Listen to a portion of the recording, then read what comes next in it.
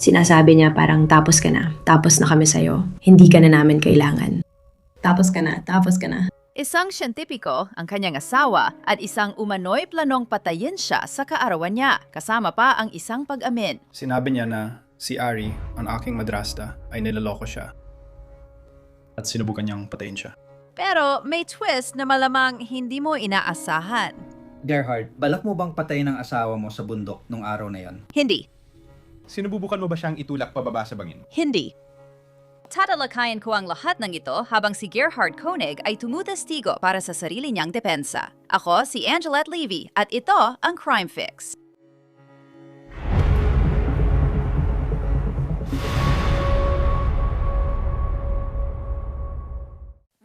Si Gerhard Koenig ay isang matagumpay na anesthesiologist. Siya at ang kanyang asawang si Ariel may dalawa silang anak. Ang pamilya Koenig ay naninirahan sa Hawaii, sa Paraiso. Nuclear scientist si Ariel Koenig. Pareho silang matalino, matagumpay, at naniniwalang masaya ang kanilang pagsasama. Ngunit isang araw noong Marso ng 2025, may nangyaring napakasama sa tuktok ng bundok sa Oahu. Ayon kay Ariel, tinangkang siyang patayin ni Gerhard, pero giit ni Gerhard, hindi yun totoo, at hinampas lang niya ng bato sa ulo ang asawa niya bilang pagtatanggol sa sarili. Si Gerhard ang nililitis sa tangkang pagpatay, at sang-ayon sina Ariel at Gerhard. Nagpa-counseling sila dahil palihim na nakikipag-chat si Ariel sa isang katrabaho niya sa WhatsApp. Nakipagtalik ka ba kay Jeffrey Miller? Hindi.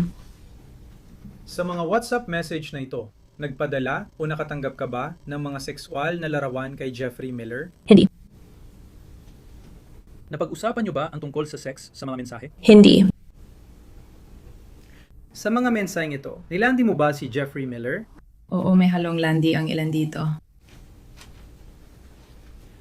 At nung hinarap ka ng akusado noong Disyembre tungkol sa mga mensaheng ito, paano ka tumugon? Nagsorry ako. Alam mo, halata nasaktan siya at talagang committed ako sa aking kasal at sa aking asawa. Nagkasundo kami na ayusin ito at subukang buing muli ang tiwala dahil nasira ko yon at halata nasaktan siya. Bilang mag-asawa, paano ninyo inilarawan ang mga WhatsApp na mensaheng ito? Para sa kanya, parang relasyon ito kaya tinawag naming emosyonal na pagtataksil. Sabi mo emosyonal na relasyon? Emosyonal na relasyon ang tawag doon, oo. Ngayon, ito ang sinabi ni Ariel Koenig sa hurado tungkol sa pag-atake sa bundok noong Marso ng 2025. Maari mo bang sabihin sa amin kung ano ang naalala mong sinabi niya habang nasa ibabaw mo siya? Ang ibig kong sabihin, sumisigaw ako at sinasabi niya sa akin, tumahimik ka. Walang makakarinig o darating para iligtas ka dito. Sabi ko, hindi mo pwedeng gawin to. Alam ng lahat na nag-hiking kami.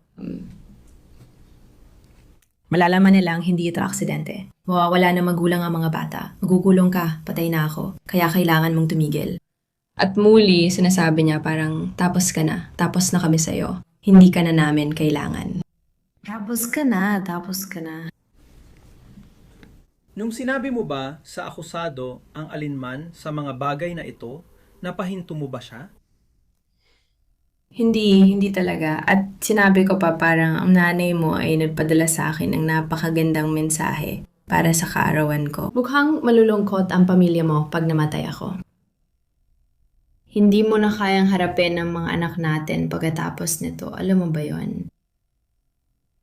Parang medyo kumalma siya, parang huminga siya ng malalim at kumalma. Kaya nagkaroon ako ng sandali na parang okay, ito na ang pagkakataon ko para makakatakas na ako. Tapos bigla niya akong sinimulang hampasin ng bato. Tumestigo rin para sa prosekusyon si Emil, panganay ni Gerhard mula sa una niyang asawa. Na hindi na siya makakabalik sa Maui at alagaan ko raw ng mabuti ang mga nakababatang bata at na si Ari, ang aking madrasta, ay niloloko siya at sinubukan niyang patayin ito. Marami yon. Pero, hihimayin ko muna yan ng kaunti. Sabi mo, sinubukan niya. Sabi mo, sinabi ng akusado sa'yo na sinubukan niyang patayin si Ariel. Tama ba yon? Tama. Sinabi ba niya sa'yo kung ano ang nangyari kay Ariel? Hindi niya sinabi. Sinabi ba niya sa'yo kung saan siya pumunta? Hindi.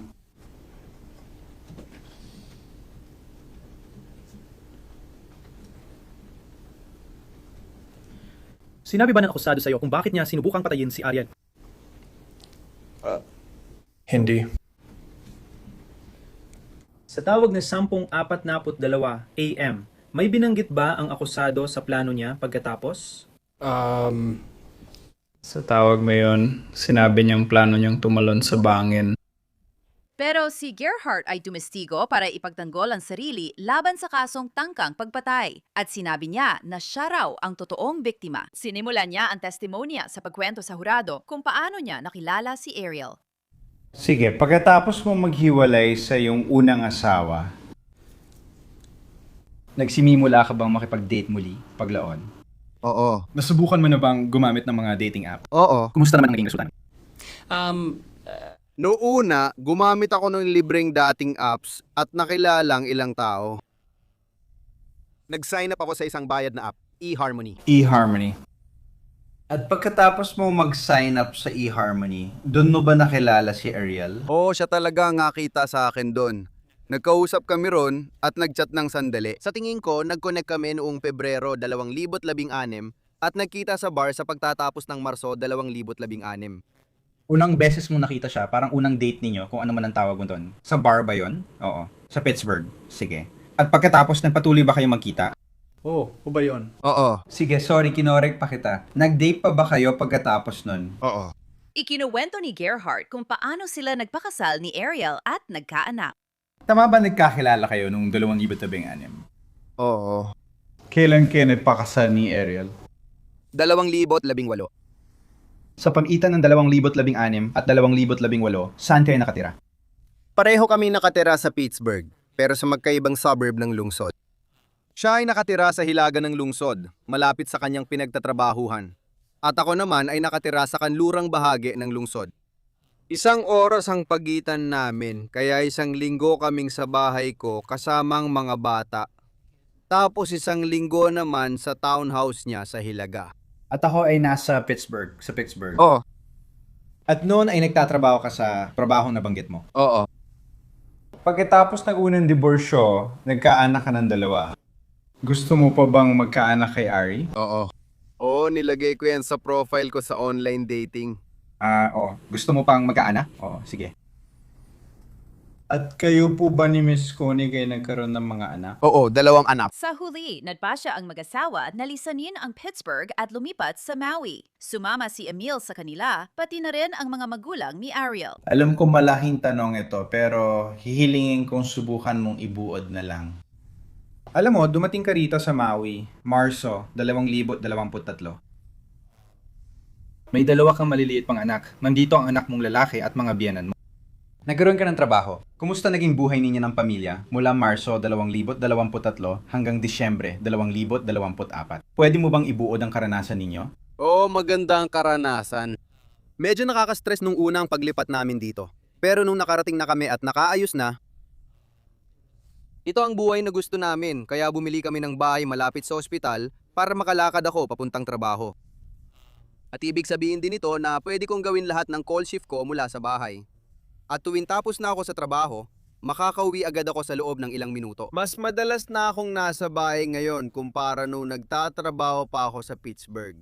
Ibig sabihin, mas marami akong oras kasama ang mga bata, sina Ari at Emil, at marami rin akong nagagawang proyekto sa bahay. At bilang isang pamilya, madalas kami nag-e-explore.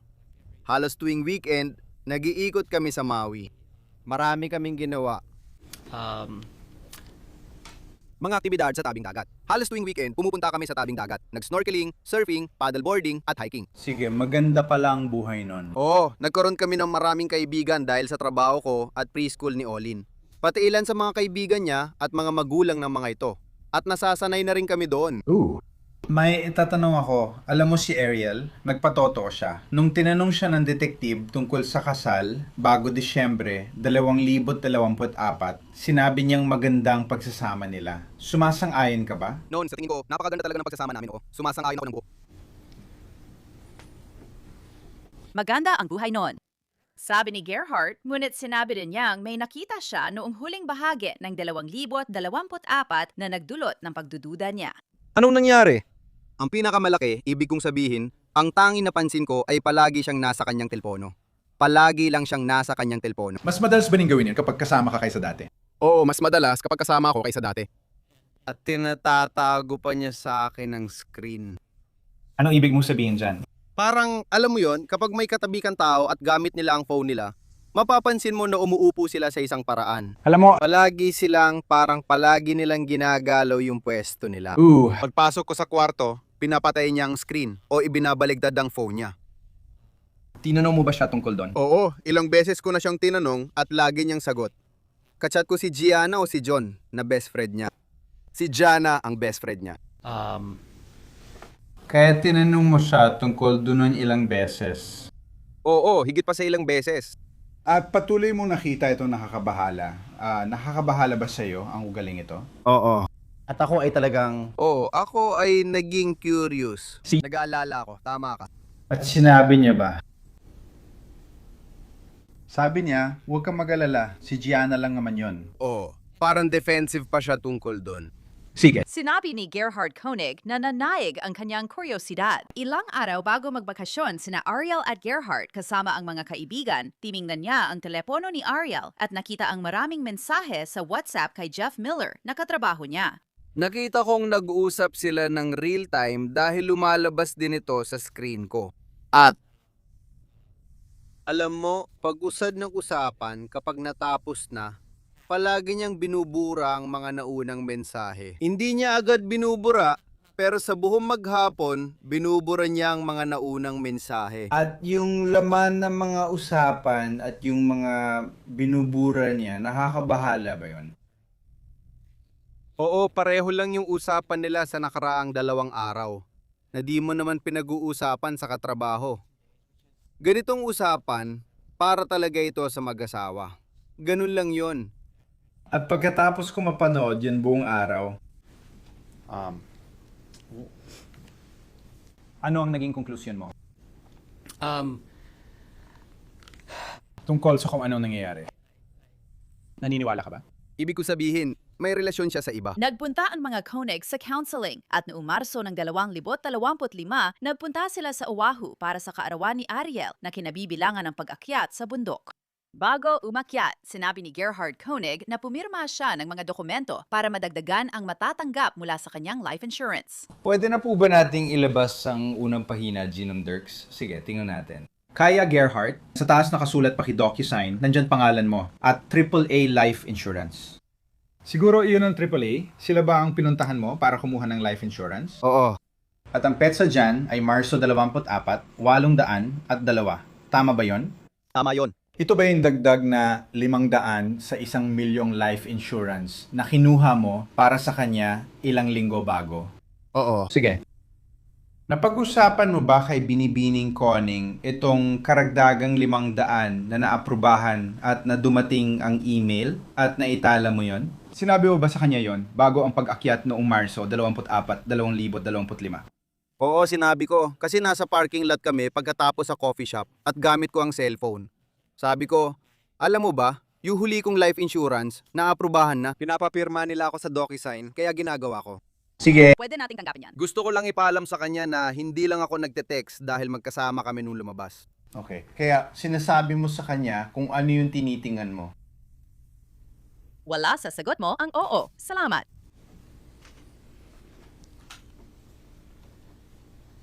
At mula noon, kung may mangyari sa'yo sa isang aksidente or kung anuman, makakakuha siya ng $1.2 million.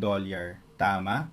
Tama yan. Habang nagha-hiking, nagbago ang mga pangyayari. Patuloy kayong nag-hiking. Anong nangyari sa isang punto? May nangyari ba na naging dahilan ng pagtatalo? Oo. Ikwento mo sa hurado ang dahilan ng pagtatalo. Gaano na kayo kalayo sa pag-akyat noon? Hindi pa masyadong malayo. Mga 5 minuto pa lang, mga pagkatapos ng 5 minutong pag-akyat, makarating ka na sa parte na medyo patag na. Yung gilid, hindi lantad ang gilid ng bangin. Pero may ilang parte na pwede kang lumapit sa gilid ng bangin kung gusto mo. Kaya nandun pa rin kami, doon din kinuna ng litrato. Sabi ni Ari, uy, kailangan kitang makausap tungkol sa isang bagay. Alam mo, may ginagawa akong proyekto kasama si Jeff, Myler at kailangan ko ulit maglakbay kasama siya. Kailangan kong okay lang sa'yo yon. Ayos lang ba yon? Ayon kay Gerhardt, natapos ang pagtatalo kaya nagpatuloy sila mag-hiking at nag-selfie. Matapos ang selfie. Naalala ko lang na para nanatili ako sa gilid doon at tumingin sa gilid ng bangin at para nag-iisip pa rin tungkol sa lahat na nangyari at kung ano ang nangyayari. At pagkatapos, parang may tumulak sa akin at muntik na akong may tulak pababa ng bangin. Nararamdaman mong may tumulak sa'yo. Sino ang tumulak sa'yo? Si Harry ang tumulak. Anong ginawa mo pagkatapos nun? Alas makabawi ako, tumingin ako sa kanya na parang, ano yun? Parang, Tumingin ako at parang nagulat talaga ako. Parang ano yun? oo. Sige, tapos lumapit ka ba sa kanya? Oo, parang tinanong ko siya, alam mo yun, ano yun? At nagsimula akong lumapit sa kanya. Kasi sa puntong ito, mga 5 o 10 talampakan na lang ang layo niya sa akin. Sinabi ni Gerhardt Koenig sa hurado na tinangkang itulak siya ni Ariel mula sa bangin. Oo, sa huli, oo. At sa totoo lang, nung nagsimula kang lumapit sa kanya, may sinasabi ba siya? Hindi agad, pero nung humarap ako at tinanong ko siya, parang ano bang nangyari, alam mo yun, anong nangyayari? At habang nagsisimula akong lumapit sa kanya, nagsimula siyang sumigaw. Nagsimula siyang sumigaw. Oo, tulungan mo ako. Sige. At pagkatapos, ano nangyari? At pagkatapos, patuloy lang akong lumalapit sa kanya, parang anong ginagawa mo? At tinanong ko siya, parang bakit ka sumisigaw? Oo. Anong ginagawa mo? At nilapitan ko siya at sabi ko, alam mo yun, hinawakan ko siya. Inilagay ko lang ang mga kamay ko sa mga braso niya. Sabi ko, anong ginagawa mo? Anong nangyayari? Anong nangyari pagkatapos nun? Patuloy siyang sumisigaw, tapos hinawakan niya ang mga pulsuhan ko at itinapon ang sarili niya sa sahig, sabay hila sa akin pababa kasama niya. So, nasa sahig na kayong dalawa ngayon? Oo. Sige. Nung nasa sahig na kayo, ano nagsimula mangyari? Hawak-hawak niya ako at sinusubukan kong, alam mo na, sinusubukan kong intindihin kung ano ang nangyayari. Pero sa puntong ito, sinusubukan ko rin makawala. Kasi talagang mahigpit ang pagkakahawak niya sa akin. Nakayakap ang binti niya sa isa sa mga binti ko. Mahigpit ding nakakapit at sumisigaw si Make, kaya pilit ako makawala. Napalaya ko ang isang braso at ginamit ito para mapalaya ang isa pa. Pero bigla niyang hinawakan ang bayag ko. Sandali lang. Sa buong nangyari na ikinuwento mo, sinubukan mo bang hilahin siya papalapit, itulak siya palayo, o kalad ka rin siya papunta sa gilid ng bangin? Hindi, ni minsan. Sinabi ni Gerhardt sa hurado na inatake siya ni Ariel habang nag-aaway sila sa lupa. At nangyari lahat yon nang napakabilis. Oo, natutuwa ako na nabanggit mo yan. Nangyayari ba ito ng dahan-dahan na parang may pagkakataon ba? Nangyari lahat yon sa loob ng siguro mas mababa pa sa 1 minuto. O baka mabilis lang talaga. Kaunti lang na mas mahaba sa 1 minuto. Pero mga 2 minuto lang siguro. Wala nung sandaling nasa sahig na kami at hinawakan niya ang aking mga bayag. Ganun na yon. Nangyari yon ng mabilis. Lahat ng nangyari pagkatapos siyang hawakan ng aking mga bayag ay nangyari ng napakabilis. Sige. At hindi mo naman sinusukat ang oras o kung ano paman, ito lang ang pinaka-naalala mo ngayon. Sige, kaya ngayon, hawak-hawak ka niya. Pinipisil niya ang mga bayag mo at tinitiis mo yon. Nasa sahig siya at parang nasa ibabaw ka niya. Oo. Sige. Sinabi mo na naramdaman mong kinamaan ka ng bato. Oo. Saan ka tinaman? Sa kaliwang bahagi ng mukha ko. Ilang beses? Ilang ulit? Paulit-ulit niyang ginawa. Yung unang suntok, tumama ng maayos. Pero pagkatapos nun, naharang ko na. Medyo maayos. May ilang naipalo pa siya. Pero di na kasing tindi ng una. Tinaman pa rin bayag mo? Kaya hawak-hawak niya ang bayag ko at binubugbog niya ako ng ganito. At tumigil na ba siya sa pagpuntirya sa bayag mo? Nag-focus na lang siya sa bato sa puntong ito. Sige. Sige, oo. Masakit ba nung tinamaan ka ng bato? Oo, masakit. Mari po ba naming ipakita ang Exhibit D, 30 kagalang-galang na hukom? Sige. Sige. Gerhard, dito ka ba tinamaan ng bato? Oo. Iyan ba ang lugar? Oo. Pwede na nating alisin yan. Ngayon, ikaw naman ang tatamaan ng bato. Paliwanag mo sa hurado kung anong susunod na mangyayari at kung bakit. Nakuha kong maagaw ang bato sa kanya. Hawak pa rin ba niya ang mga bayag mo? Oo.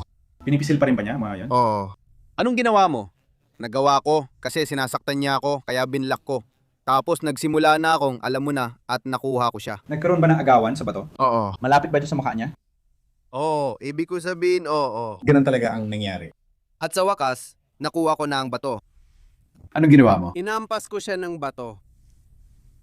Ilang beses mo sa tingin hinampas siya? Inampas ko siya ng 2 beses. Nung ginawa mo yon, nakakapit pa rin siya sa bayag mo? Oo, sa simula. Oo.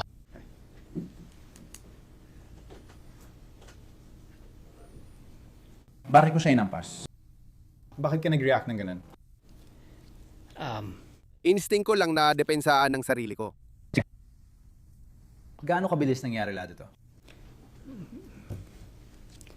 Medyo mabilis. Talagang mabilis.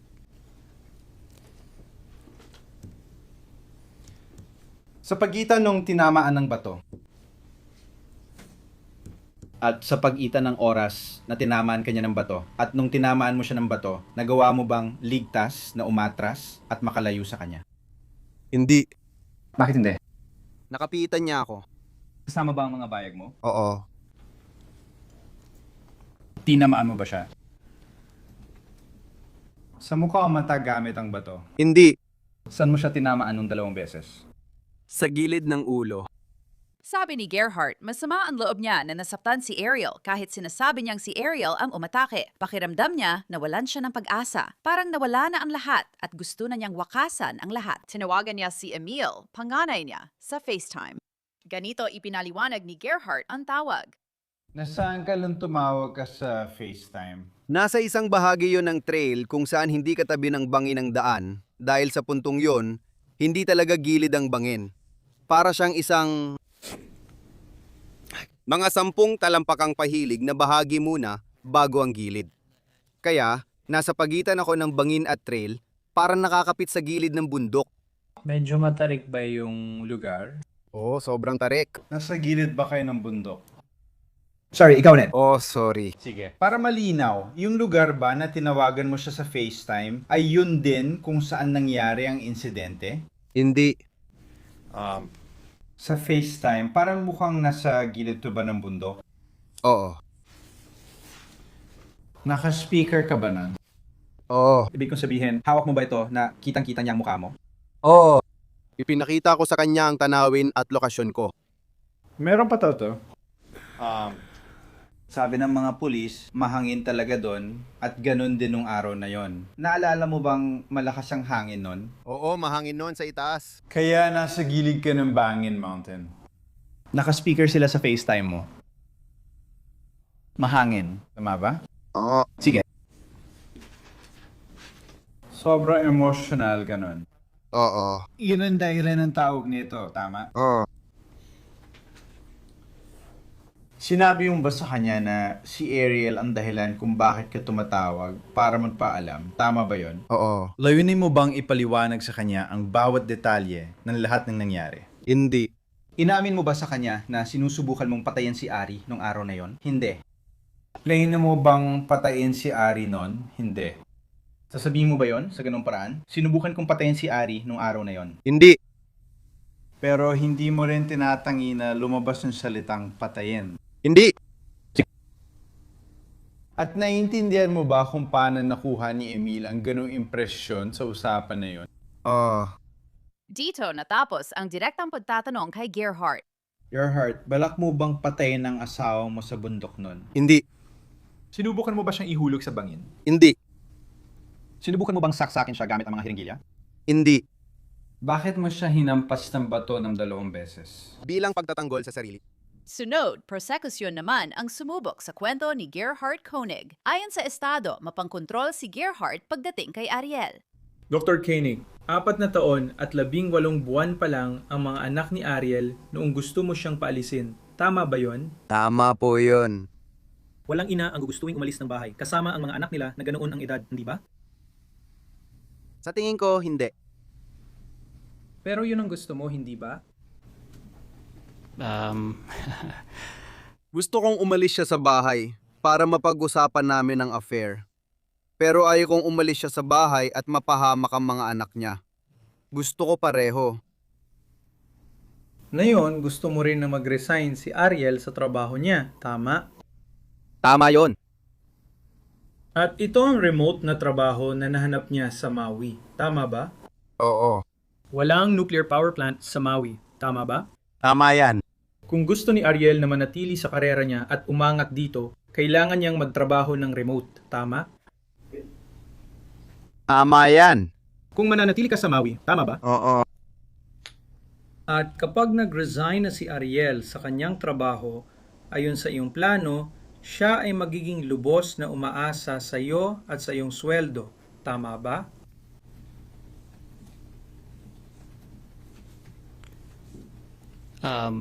Aasa siya sa aming mga ari-arian na pareho naming pagmamayari. Meron kaming joint savings account. May bahay kami na pareho naming pag-aari. May mga sasakyan kami na pareho naming ginagamit. May pagkain sa bahay na pareho naming pinagsasaluhan. Ibig kong sabihin, marami kaming mga bagay sa bahay at lahat ng iyon ay pinagsasaluhan namin. Mawawala sa pamilyang kita niya sa loob ng maikling panahon. Maganda ang kanyang resume. Makakakuha siya ng trabaho, alam mo, siguro sa loob ng ilang buwan. Pero kung abutin man ng ilang buwan, handa naman kami doon.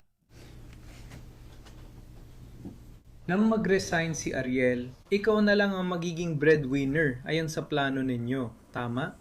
Ako na lang ang may sweldo. Oo, wala na siyang trabaho. Aasa na lang siya sa'yo at sa kabutihan mo para may matirhan ang mga anak niya. Tama ba? Hindi. Asa siya sa'yo at sa sweldo mo para mapakain ang mga anak niya. Tama? Hindi. Gusto mong isuko ni Ariel ang karera niya. Tama? Hindi. Gusto mong tiyakin na hindi na muling magkakaroon ng ugnayan si Ariel kay Jeffrey Miller. Tama? Gusto ko na wag na muling makipag-ugnayan si Ariel kay Ginoong Miller. At para magawa yon, gusto mong may access ka sa telepono ni Ariel sa lahat ng oras. Tama ba? Hindi po yan tama. Hawak mo nga ang telepono ni Ariel noong Disyembre.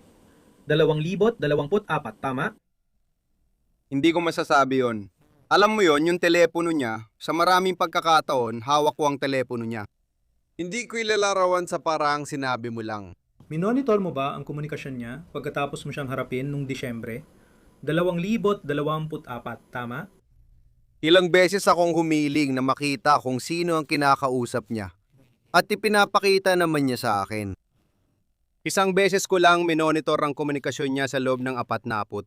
8 oras tiningnan ko ang mga WhatsApp messages, karamihan sa computer ko, hindi sa telepono niya.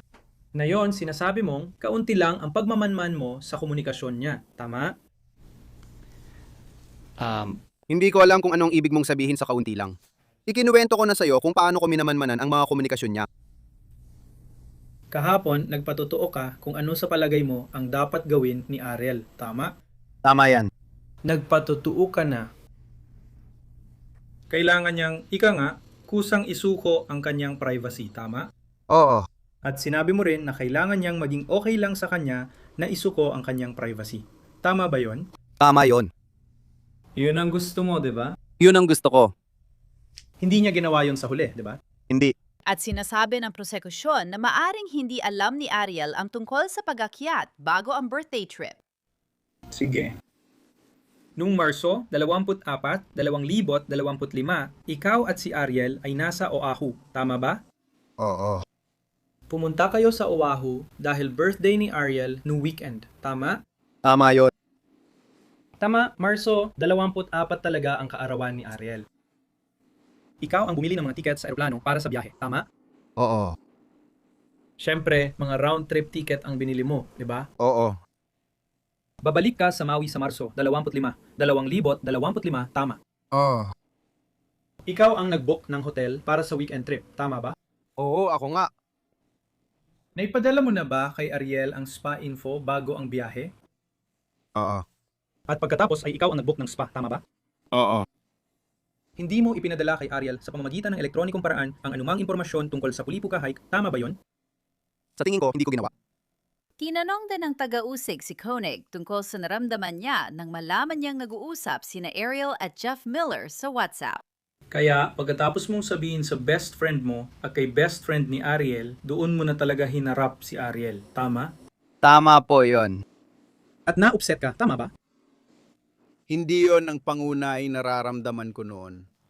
Marami akong ibang nararamdaman, pero masama rin ang loob ko. Balik ka, tama ba? Hindi ako galit. Hindi ka galit nung hinarap mo ang asawa mo tungkol sa mga mensaheng ito. Masama ang loob ko. Pagkatapos, tinalakay ng taga-usig ang araw ng hike na inamin ni Gerhard na ideya niya yon noong kaarawan ni Ariel. Pero hindi naman umabot si Ariel sa ganung kalayo sa trail noong araw na yon, hindi ba? Hindi. Dahil ayaw na mag-hiking ni Ariel, tama ba? Oo, umabot sa punto na ayaw na mag-hiking si Ariel. Lumihis si Ariel sa plano niyong umakyat dito sa trail, tama? Hindi ko masasabi yon. Pinlano ninyong umakyat dito sa trail, tama? Tama yon. Hindi sinunod ni Ariel ang parteng yun ng plano, tama? Oo.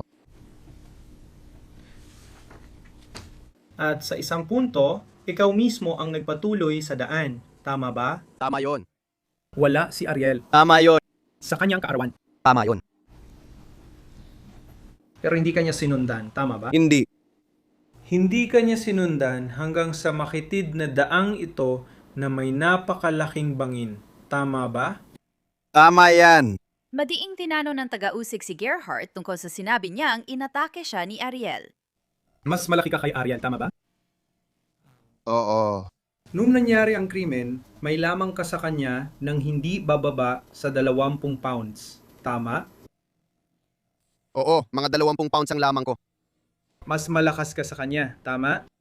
Malamang. Doktor ka, alam mong mas malakas ang lalaki kaysa babae, tama? Oo. Testosterone lang naman ang pinag-uusapan dito, di ba? Totoo yan. Pinatotohanan mong nahilakan ni Ariel pababa sa lupa. At hinilakan niya papunta sa ibabaw niya, tama ba? Tama yon.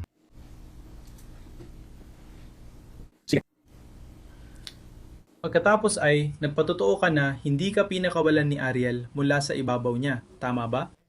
Tama yon. Tama bang sinabi mong ipinulupot niya ang mga binti niya sa'yo? Ipinulupot niya sa akin ang kahit isang binte. Oo. Kahapon sinabi mong mga binti, tama ba? Sa tingin ko, sinabi kong binti. Isa man lang yon. At pinatotohanan mong hinawakan niya ang iyong bayat, tama? Oo, ginawa niya. At hindi siya bumitaw, tama? Tama yon. Ikaw ang laging nasa ibabaw niya noon. Tama? Tama yon.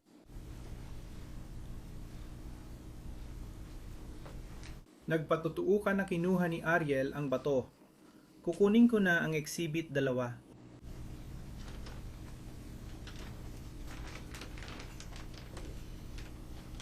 Nagpatutuo ka na kinuha ni Ariel ang batong ito at hinampas ka sa muka. Tama ba yon? Tama yon.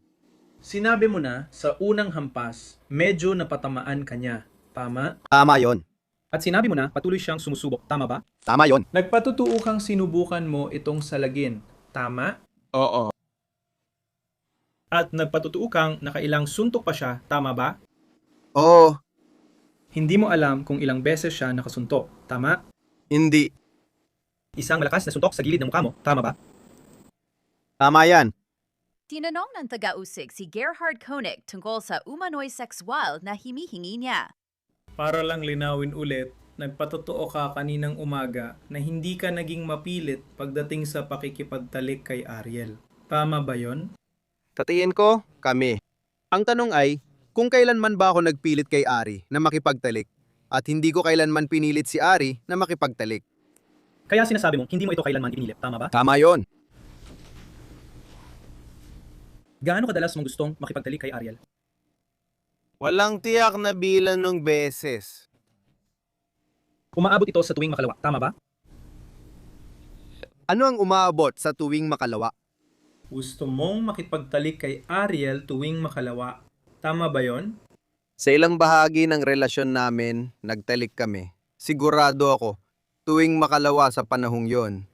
Pero wala namang panahon sa relasyon namin na ako ay... Ano ang tanong? Kaya noong Disyembre 2024, pagkatapos mong harapin si Ariel tungkol sa relasyon na ito, gusto mo pa ring makipagtalik sa kanya tuwing makalawa. Hindi yun totoo. Sinabi ni Gerhard Koenig na matapos ang Disyembre 2024, hindi na sila nagdalik ni Ariel. Maaaring mag-umpisa na ang hurado sa deliberasyon pagkatapos ng mahabang weekend ng Semana Santa. Dito nagwawakas ang episode ng Crime Fix. Ako si Angelette Levy. Salamat sa pagsama. Magkikita tayo dito sa susunod.